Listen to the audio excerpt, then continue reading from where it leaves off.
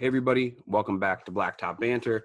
This is episode 15. I hope everyone's doing well out there. Been a lot going on, been kind of crazy, I know, with what we got going on here in the country, but we're rolling ahead here and we hope you are too.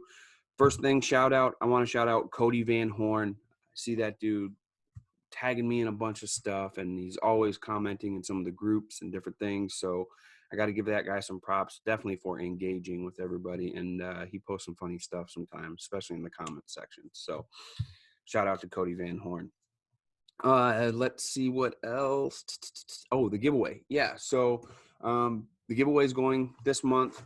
And for the video, I'm showing a hat from MBW. Let's see what else. We got an ice scraper from Permapatch. Let me see what else is in here. This box is ready to go.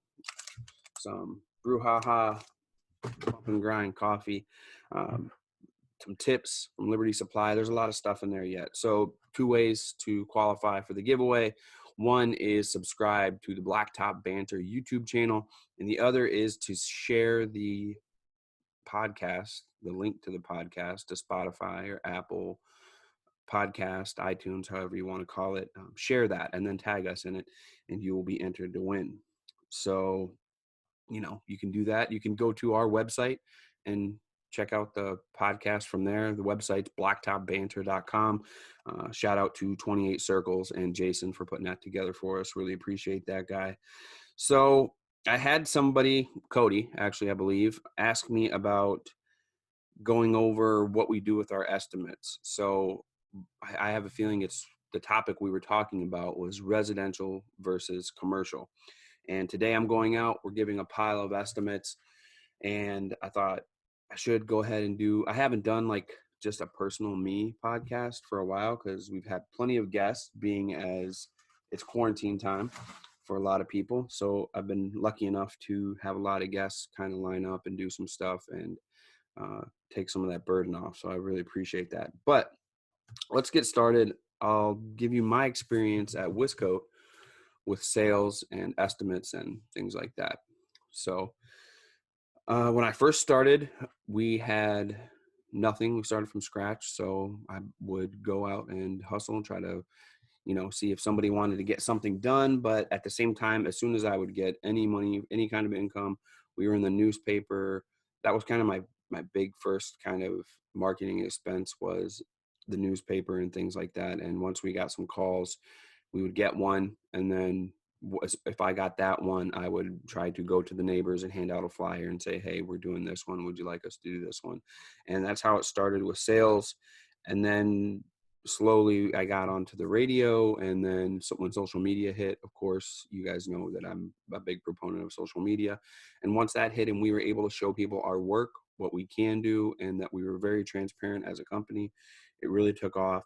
And then my experience from probably 8 years of having to drum up work to then being able to just get calls and go out helped me really sharpen my sales skills because I'd seen a lot of different people and done a lot of different things. But when we started to get into the commercial side, I would try to figure out the best way to land commercial clients. And I went to a lot of mentors, but then also I wanted to drum up those commercial clients. And we can do that through LinkedIn decently now, but I still use some of my old tactics. And I want to kind of share with you guys one of my tactics, I guess, I'll get into the residential stuff, versus the commercial, but I don't want to skip this tactic. And I use this tactic from my friend Brian Ring. I'm holding up not a folder, I guess, a envelope, a manila envelope. And this is the manila envelope tactic. I dubbed it that, but my friend Brian owns a landscaping and lawn care industry over in Minnesota. And he said, when I want to do those commercial accounts, he's like, what I do is I'll go to the property, I'll use Google Earth, get the square footage, whatever I need to get. I'll go to the property, give it an assessment without being requested. He's doing this, parking on the curb, checking everything out, not going onto the property physically or anything like that, or anything like that, but yet still trying to make sure that he's going out, doing what he should do as far as scoping out the area, the project, the size, anything like that. And he also pre-did the square footage, prefigured the square footage on Google Earth. So he knew what he was doing. Then he would put his business information in there, references, whatever, and put this file together, put it inside the manila envelope, address it to the property manager. Even though you didn't know who the property manager was, you could put property manager or decision maker, whatever you want to put on the envelope with your seal, your stamp, whatever on the corner. And then I would go into the office and just hand that there and say, my name is Marvin. We did an assessment on the property from Google Earth, and we believe we have plenty of value to deliver.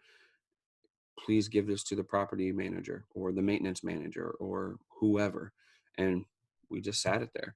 And I would say once that started to happen, we didn't get a lot right away, but you don't need a whole lot when you're just starting. Just a couple is decent. And a lot of times I would get calls and say, this looks great.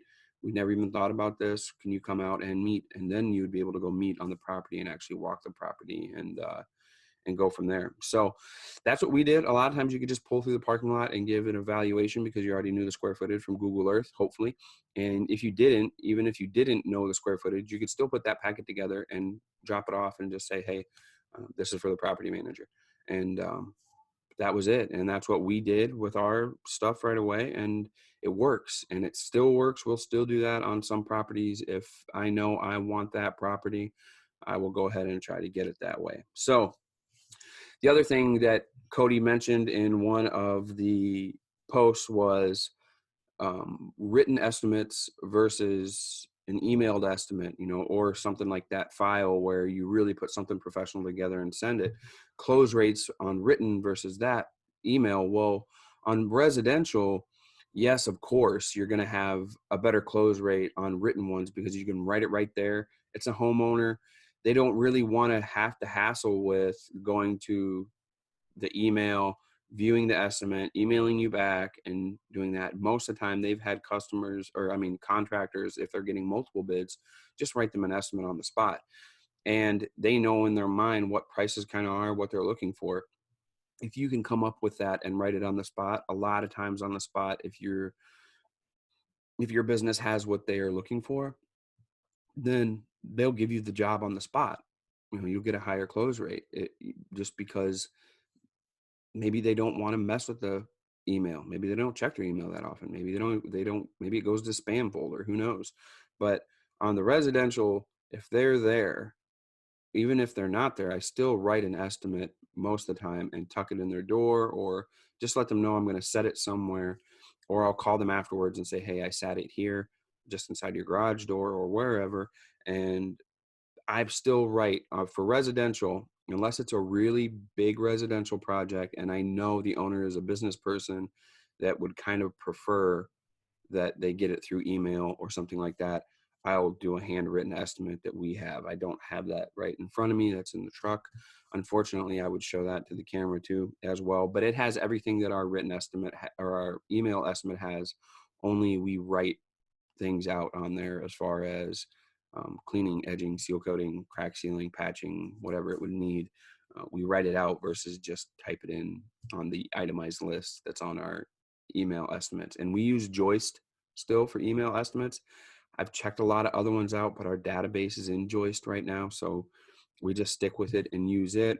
And then it actually will convert over with our QuickBooks if we want it to. So that's just how we use it. That's what we do right now. I know there's some big ones out there. I was talking with somebody last night about some of the bigger companies that do all-encompassing kind of things, but we don't use one. We're still small scale, so we still use that. In my mind, I guess we're small scale, but that's what we use. We use Joist, and we email them. Now, if I'm going to a commercial property, obviously other contractors are probably going to be bidding on this project. So I want our estimate and our best foot forward to be as professional as possible. Now, if I have just a invoice pad or even one of our written invoices where it's scribbled all over. I don't have the best penmanship, and we just write it on the spot and hand them that there without being presented in a professional way. I believe that's a detriment to our chances. So there's been times when I've put an estimate together, even with our drone, and took our drone and made an aerial footage of us doing an assessment and just an overview of the property, and then took that disc and just put it on a DVD disc, or what did we use? Or I guess I gave the SD card, the small SD card, sometimes put that in a clip and gave that to the customers. So we'll present that with them. Jeez Louise. We will present that with our assessment, all of our information for our business, our estimate, all of our information on the products we use, very detailed, whatever other details they want. Sometimes pictures are included as well of problem areas. That all goes into a file, and we'll send that if they want it sent. Otherwise, we can email everything too as well. And sometimes I'll do both. So I'll make two touches. I will email everything to them, wait a day, and then at that same time that I email, I will mail the manila envelope with everything in it as well. So a few days later, they get that as well, something they can touch and feel. And I don't take the pressure off. If they open that door for us to get in there, I want to be as professional as possible. But also, I don't want to just throw the bid and say, well, hopefully they give it to us. I want them to know that we want to do the project. So let me see, what other tips do we have for that one? So the other thing is, I like to talk to people that have experienced different things like this before. And if you've networked very well, and you don't necessarily have to have a mentor, but you can have somebody that you can go to advice for. And that might be different in different areas. Some places are different. Down south, people have a different culture than we have up here, maybe. Or maybe that area has a different culture. Maybe they want to be talked to a different way or wooed a different way. But where we are, if there's a big project and I know somebody did a big project, and they're friends of mine, it doesn't necessarily have to be within the asphalt industry. You could have somebody that does huge landscaping projects, and maybe they worked for that company before. So if they worked for that company before, you could go in and ask them, hey, how did you do this? How did you seal the deal? Remember that old hashtag? How did you seal the deal with these guys? Can you help us out? And that has worked out in our favor as well. And I believe those tactics combined, when it comes to commercial stuff, commercial projects, commercial estimates, really help out. And that's kind of the MO that we use right now. We're about 50-50. People ask me that, what percentage are. I'd say we're about 50-50. And we used to be mainly residential. It switched and got more towards commercial. I'd say 1 year we were about 75 to 80% commercial, and now it's scaled back. I don't know if that's because of the way things are going on, or just that we push more for the residential side, and the word of mouth residential wise is spreading about us. But that's what we do when it comes to our estimates, and that's the experience that we've had with our estimates and estimating, and that's still how I do it. Even if I'm not the one estimating, that's still our process. We know going in what kind of project we're looking at. If it's going to, listen, where we are, we're pretty rural. If it's a couple $100 project, they're not signing a contract with me. You know, we give them an estimate, and if they say yes, we do the project and we hand them a written invoice. It's not that big of a deal for me. I know we don't handshake now because of all this stuff, but quote, air quote, handshake deals, yeah, we still did those and still do those. If somebody tells us that they want to get something done, we just go ahead and say, yeah, okay, we'll be there to take care of it and get it taken care of for you. And when it's done, we leave an invoice with our mailing address, and sometimes they cut us a check on the spot, and then sometimes they'll mail it. And once in a blue moon here where we are, people will pay by credit card. That's not a huge thing here. I know I've been getting asked that question a lot. Where we are, people still write checks a lot. This is considered a bill for them. So a lot of people still write checks for bills here. There's not a lot of, automatic withdrawals and stuff like that where we are yet. It's catching up. A lot of that stuff's catching up, and we're prepared for it. But we want to have our customers be comfortable. I don't want to force them into using a credit card if they don't want to. So unless they ask me how, we just say, hey, you can mail the check here. And that's what they do, is mail the check. So if they ask for credit card, then we pull out the Square unit and they pay by that. So even with the big businesses, some of them will mail us a check, and probably 25% of them will use a card, and we invoice everything through Square. So that's how we do that as far as payments and things like that, which I guess is kind of crazy. From what I've gathered through my messages lately, most people think that, that's backwards. That's the reverse. So where we are, maybe we're backwards and reverse, but that's the way it's been working. So today I'm going out to give some estimates for asphalt paving. The guy, hashtag don't say the guy that we're doing a big estimate for lives probably 3 to 4 hours away from us. It's for a mobile home park. And obviously I'm going to have to mail him some information. I can't, I can scan documents and email him and have a bunch of attachments, but I want to email him the estimate and how things look, but then also want to send him that folder as well, so that we have a second round of interaction. And I know that touch might not be being put in place by any competitors that may be bidding on that project as well. So I want to do everything that we can do to be the most knowledgeable and appear to want this project more than anybody else. Not desperately, but just because we know what we can do and what kind of value we can bring. And that goes out with everything that I say and what we do when it comes to estimating projects like that. So just to review, for us, written estimates versus email estimates. Written estimates for our residential stuff, 95% of the time. And then email estimates versus written estimates. We do email estimates or mailed estimates with information 95% of the time, almost 100% of the time for our commercial. I can't imagine that I would write out a written estimate for any kind of commercial project. So, yeah. And even if most businesses or anything commercial has an email, unless it's a really small rinky dink, like a bait shop or something like that. Even then I will probably go home, make the estimate on joist, put everything in the folder and mail them that information rather than write one and try to hand it. But I might, so I don't want to say that I won't. So I want you guys to remember that. If you have any questions on the Manilla Envelope Tactic, just message me and I'll give you an example of what we put in there, how our estimates look and things like that. You can message me through Instagram at Blacktop Banter or at Wiscoat LLC, or you can message me through Facebook, Wiscoat Asphalt Maintenance, or Blacktop Banter on Facebook. You can email me, blacktopbanter@gmail.com if you want to email, or you can call me too. I'm sure you guys can find my number somewhere, but it's harder to get me through Wiscoat than it is Blacktop Banter. I take care of everything Blacktop Banter personally. So if you want to message me, if you want to talk to me, go through Blacktop Banter. You'll find me there quicker and faster and more personal right there. So there we go. That's it. I just want to say once again, thanks to the sponsors. I hope you guys sign up for the giveaway.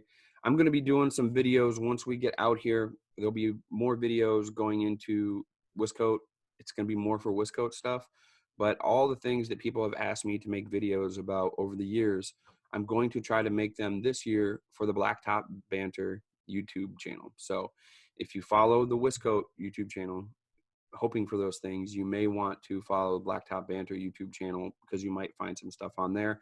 I'm not blanket posting everything on all my outlets. Some stuff is only designed for certain social media, including YouTube. So thanks a lot. Hope you guys enjoy the podcast. I really appreciate all the love that I'm getting. It's kind of wild, and I'm really enjoying some of the opportunities that are coming because of it. And I hope you guys are enjoying it. I'm enjoying it. We have some more guests coming up, some bigger names that people have seen, some smaller names that I know are gems that some people might not know. And I'm really going to try to get some people from outside of the asphalt industry to give us some perspective business-wise on things that they do with their businesses. And maybe that'll help shake things up a little bit and let us look at things from a different angle. I want you to seal it, pave it, stripe it, and kill it. Peace. Yeah, proceed.